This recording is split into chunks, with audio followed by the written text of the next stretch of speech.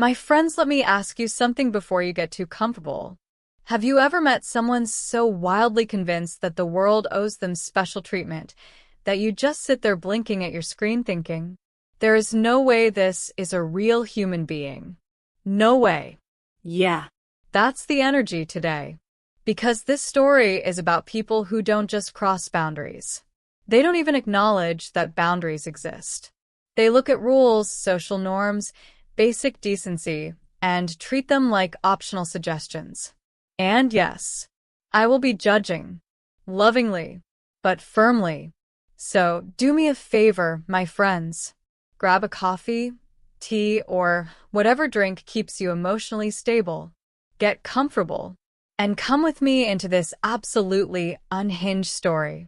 Welcome to Lying Whispers, the channel where we tell uncomfortable stories, read between the lines, and politely ask ourselves how some people walk through life with this much audacity.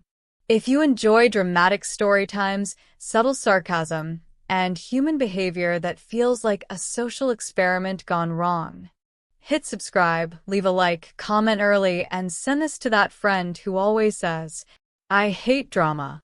Yes. Stay until the end.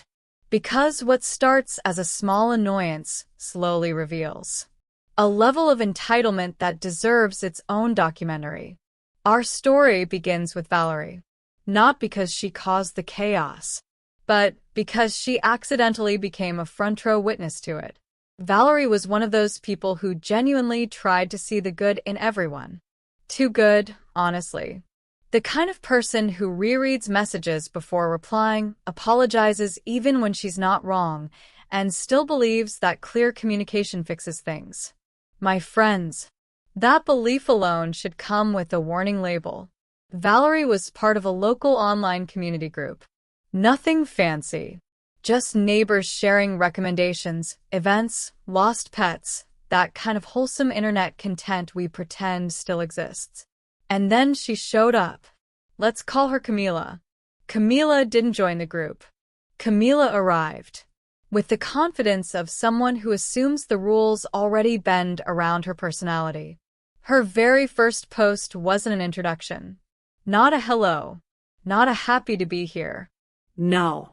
It was a demand. Camila posted something that very clearly broke the group's rules. So an admin removed it. Camila reposted it. It got removed again. She reposted it again. And then she made a public announcement that basically said, stop deleting my post. I don't care what the rules say. It'll keep posting until you accept it. My friends. Pause. In what universe does someone look at a set of rules and think, these are for everyone else? That's not confidence. That's premium entitlement. Valerie read the post with that dangerous mix of disbelief and fascination, like watching someone argue with a stop sign. And naturally, the comments started rolling, and some people were patient. Some were sarcastic. Some had clearly already reached their limit. Camila, instead of reflecting even slightly, got offended. She accused the admins of being unfair, incompetent, and power-hungry. Then she threatened to report the entire group and have it shut down. If they didn't let her do what she wanted, yes, destroy the entire group. Because your post didn't make it, that's not a warning, that's a digital tantrum. And this is where I turn to you, my friends, and ask, would you have stayed to watch this unfold? Or would you have left the group immediately with popcorn? Because Valerie stayed, and that was just the beginning. That a few days later, Camila returned. This time with a dramatic review of a local cafe, a long one, an emotional one. The kind of review that starts with, I've never been treated so poorly in my life. According to Camila, she and her partner had gone in peacefully, ordered a drink, and were cruelly asked to leave their table. The worst experience ever. She wrote, they don't value customers. I felt humiliated, my friends. You already know where this is going, because the cafe owner replied calmly, politely, with details. He explained that Camila had taken the largest table during peak hours, brought multiple large bags, ordered one drink to share, and when asked to free the table, left without paying. The silence after that reply. Loud. That awkward internet silence you can physically feel. Valerie read the response and thought exactly what we're all thinking. Oh, so that's the part we skipped at, and here is my commentary, my friends. When someone tells a story where everyone else is the villain, there's usually missing context. Doing Olympic-level gymnastics. Camila never responded to the cafe owner. No clarification, no apology. She simply moved on, as if the truth was just inconvenient. And that's when Valerie realized something important. Camila wasn't having bad days. Camila was a pattern. And that pattern was just warming up. Because what came next involved personal favors, unpaid work, public victimhood, and a sentence that should honestly be illegal. But you already did it, so why does it matter if I pay, my friends? If this already feels wild. Trust me, we're not even close yet. In part 2, things get personal, very personal. So tell me before we continue. Do you confront people like this? Ignore them? Or stay just long enough to watch how far the audacity goes? Because Valerie chose the third option without even realizing it. She stayed. Not to fight, not to expose, but out of that quiet, dangerous hope that maybe this person would eventually self-correct. My friends, that hope is expensive. A week later, Camila slid into Valerie's direct messages. Not aggressively, not yet.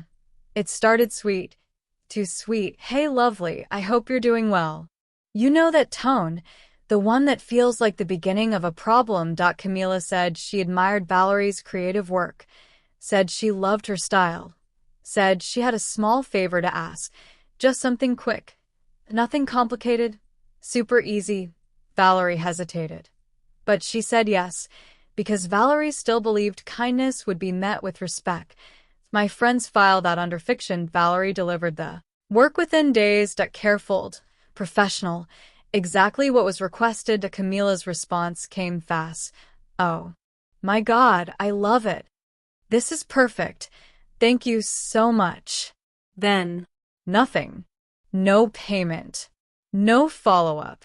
Just silence. Valerie waited a day. Then another.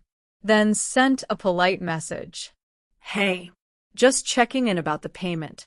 The reply came immediately. Oh, I thought this was free. My friends. I had to put my coffee down.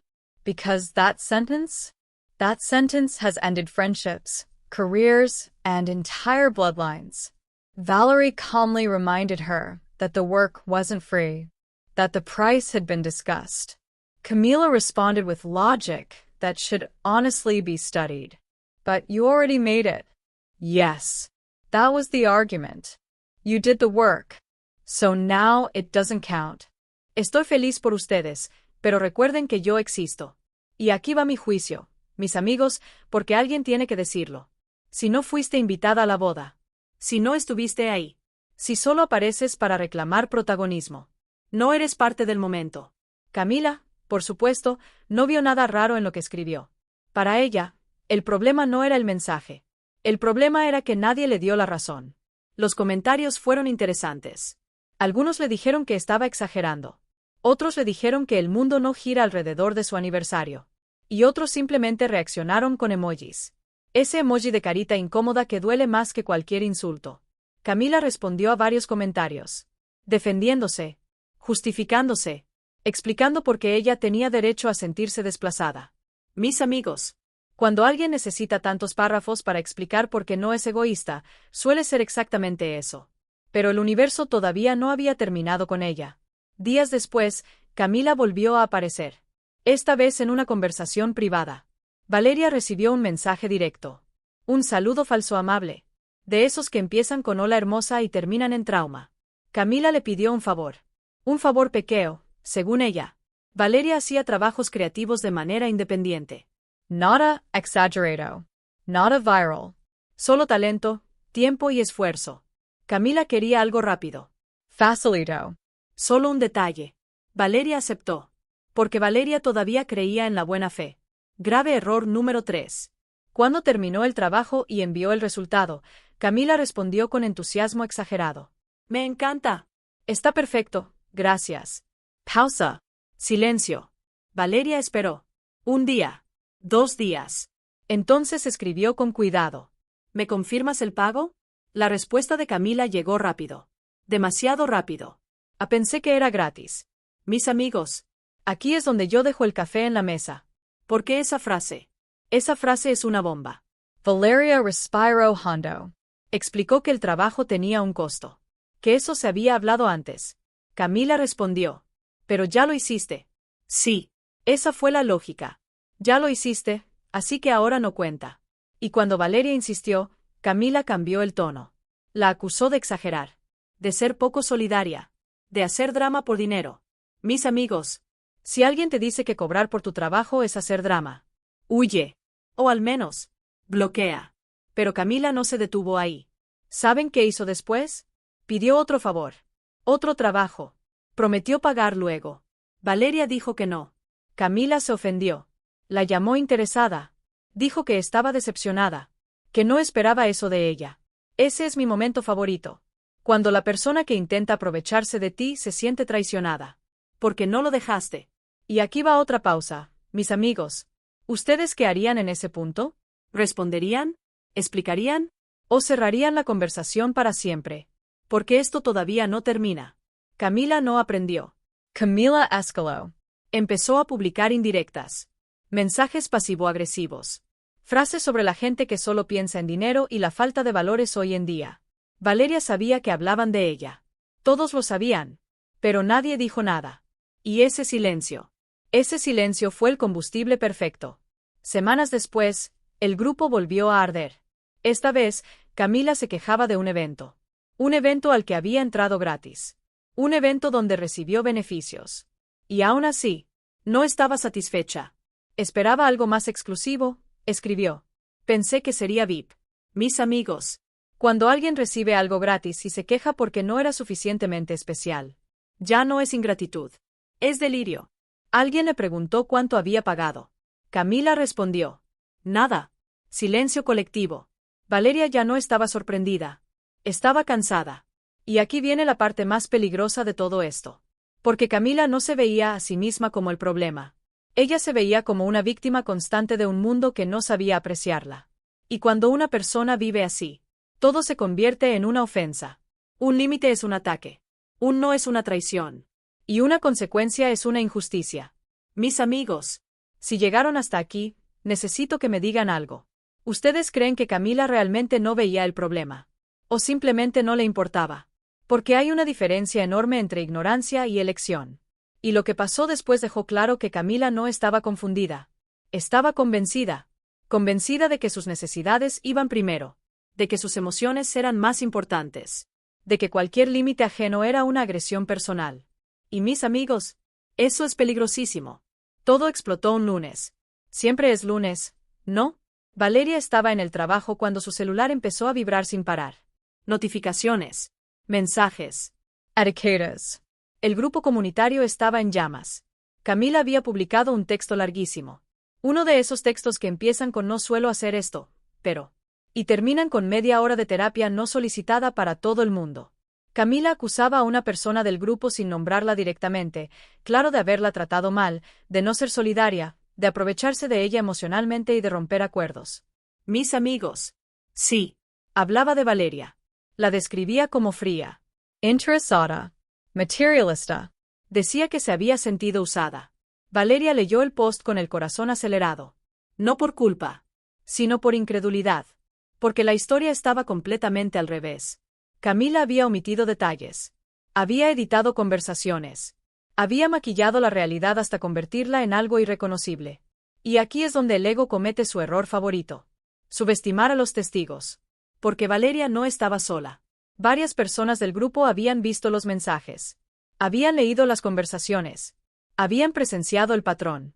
Y uno por uno, empezaron a hablar. Con calma. Con respeto. Con capturas de pantalla. Ah, las capturas de pantalla. El kriptonita del descaro. Camila intentó defenderse. Dijo que todo estaba sacado de contexto. Que no recordaba haber dicho eso. Que se sentía atacada. Mis amigos. Cuando alguien pasa de yo tengo la razón a me están atacando en 5 segundos. Ya sabemos cómo va a terminar. Y terminó mal. Los comentarios no fueron crueles. Fueron claros.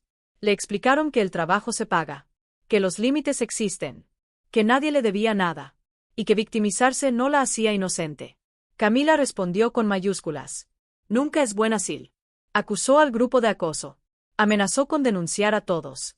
Dijo que nadie entendía su situación, que estaba pasando por cosas difíciles. Y aquí va mi opinión, mis amigos, porque esto es importante. Estar pasando por un mal momento no te da permiso para pisar a otros. Todos tenemos problemas. No todos exigimos privilegios. Al final del día, el administrador del grupo hizo lo inevitable. El post fue eliminado. Camila fue expulsada. Silencio. Ese silencio pesado que queda después del drama. Como cuando se va una tormenta y solo queda el aire húmedo. Valeria cerró el teléfono. Respiró.